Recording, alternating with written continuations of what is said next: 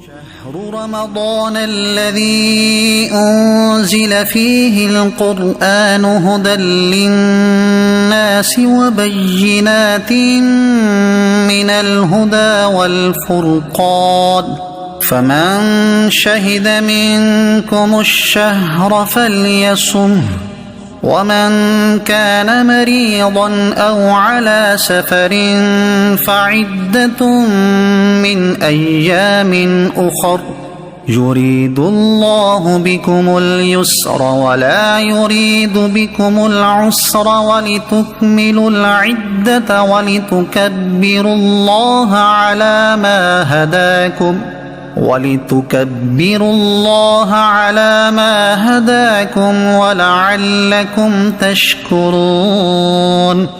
ترجمہ: رمضان کا مہینہ ہے جس میں قرآن نازل کیا گیا جو لوگوں کے لیے ہدایت اور رہنمائی ہے اور فیصلے کی روشن باتوں پر مشتمل ہے، تو تم میں جو کوئی یہ مہینہ پائے تو ضرور اس کے روزے رکھے، اور جو بیمار ہو یا سفر میں ہو تو اتنے روزے اور دنوں میں رکھے۔ اللہ تم پر آسانی چاہتا ہے اور تم پر دشواری نہیں چاہتا، اور یہ آسانیاں اس لیے ہیں تاکہ تم روزوں کی تعداد پوری کر لو، اور تاکہ تم اس بات پر اللہ کی بڑائی بیان کرو کہ اس نے تمہیں ہدایت دی، اور تاکہ تم شکر گزار بن جاؤ۔ شہر رمضان کا مہینہ تفسیر صراط الجنان میں ہے۔ اس آیت میں ماہ رمضان کی عظمت و فضیلت کا بیان ہے، اور اس کی دو اہم ترین فضیلتیں ہیں۔ پہلی یہ کہ اس مہینے میں قرآن اترا، اور دوسری یہ کہ روزوں کے لیے اس مہینے کا انتخاب ہوا۔ اس مہینے میں قرآن اترنے کے یہ معنی ہیں۔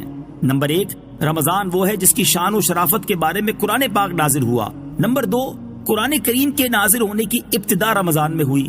نمبر 3، مکمل قرآن کریم رمضان المبارک کی شب قدر میں لوح محفوظ سے آسمان دنیا کی طرف اتارا گیا اور بیت العزت میں رہا۔ یہ اسی آسمان پر ایک مقام ہے، یہاں سے وقتاً فوقتاً حکمت کے مطابق جتنا جتنا اللہ تعالیٰ کو منظور ہوا جبریل امین لاتے رہے، اور یہ نزول 23 سال کے عرصے میں پورا ہوا۔ عظمت والی چیز سے نسبت کی برکت۔ رمضان وہ واحد مہینہ ہے جس کا نام قرآن پاک میں آیا، اور قرآن مجید سے نسبت کی وجہ سے اس ماہ رمضان کو عظمت و شرافت ملی۔ اس سے معلوم ہوا کہ جس وقت کو کسی شرف و عظمت والی چیز سے نسبت ہو جائے وہ قیامت تک شرف والا ہے۔ اس لیے جس دن اور گھڑی کو حضور پرنور صلی اللہ تعالی علیہ وسلم کی ولادت اور معراج سے نسبت ہے وہ عظمت و شرافت والے ہو گئے۔ جیسے حضرت آدم علیہ السلام کی روز جمعہ پیدائش پر جمعے کا دن عظمت والا ہو گیا۔ حضرت یحییٰ علیہ السلام کی پیدائش، وصال اور زندہ اٹھائے جانے کے دن پر قرآن میں سلام فرمایا گیا۔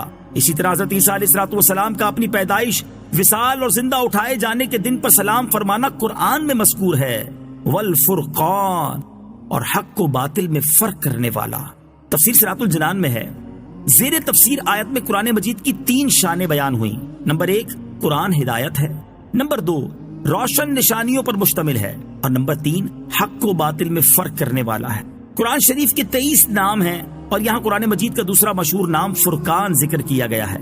یرید اللہ بکم اليسر، اللہ تم پر آسانی چاہتا ہے۔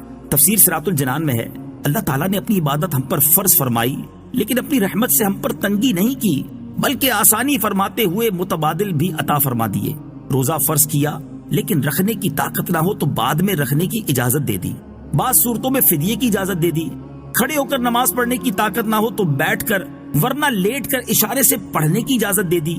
1 مہینے روزے کا حکم فرمایا تو 11 مہینے دن میں کھانے کی اجازت دے دی، اور رمضان میں بھی راتوں کو کھانے کی اجازت دی، بلکہ سحری اور افطاری کے کھانے پر ثواب کا وعدہ فرمایا۔ گنتی کے چند جانوروں کا گوشت حرام قرار دیا تو ہزاروں جانوروں پرندوں کا گوشت حلال فرما دیا۔ کاروبار کے چند ایک طریقوں سے منع کیا تو ہزاروں طریقوں کی اجازت بھی عطا فرما دی۔